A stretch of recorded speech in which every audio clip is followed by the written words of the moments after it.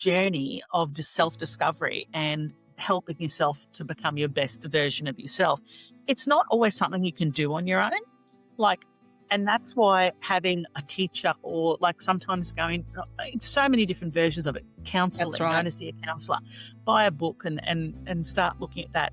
Find someone who you get along with really well and talk to them, really talk to them. And or join a coven or join a women's group. I did loads of years of psychotherapy and counselling. I did a lot of that, and I studied a little bit of psychology as well. And I was very skeptical about any of this stuff. I was like, oh, it's woo. But do you know what? The funny thing was, the thing that I kind of felt really uncomfortable doing and didn't want to explore further, not for any reasons of my own, it was for reasons that other people, university or my parents or whatever, had told me, oh, don't go down that path.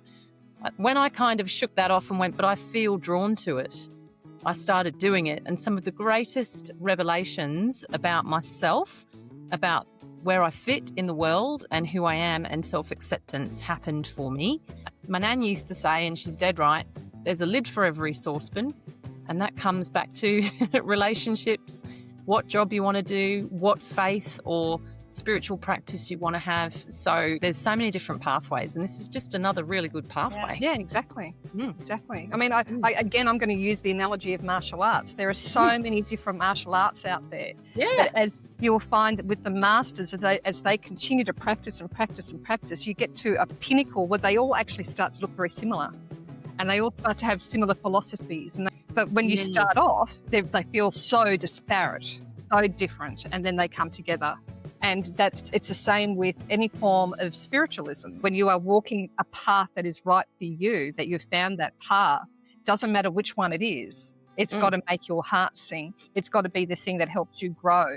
And that could be the path that you're on for a lifetime, or it could be a path that you're on for 2 or 3 years. And then you go, okay, I've gotten what I need out of that. Something else now. Yeah. And I know for me, it took me a long time to be drawn to the metaphysical. All things are metaphysical, really. But it wasn't until I came across like Ernest Holmes' work and things like that I kind of went, I feel like I'm at home. And I had done a lot of spiritual work in the past. I'd also sussed out Christianity. I was raised a Catholic, all those types of things. And then went down the Rosicrucian path. I dabbled in a number of different things until I kind of went, here it is. This is the one.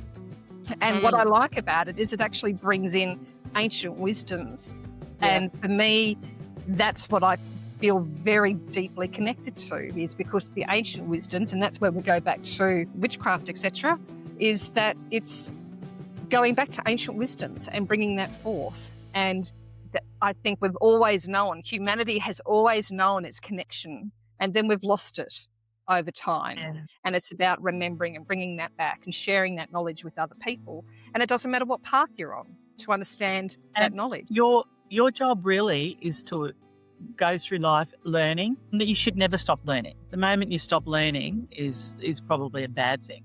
And don't ever think, I know it all. Like, it's so important to realise that just because you've been doing something longer doesn't mean you're doing it better. No, it's what's right for you. That's all it is. I think if you're doing something that is teaching you, you're learning, you're growing within yourself, and it makes you feel stronger, more grounded, happier, more content, there's nothing wrong with that. And that's the number one rule of witchcraft. First, do no harm.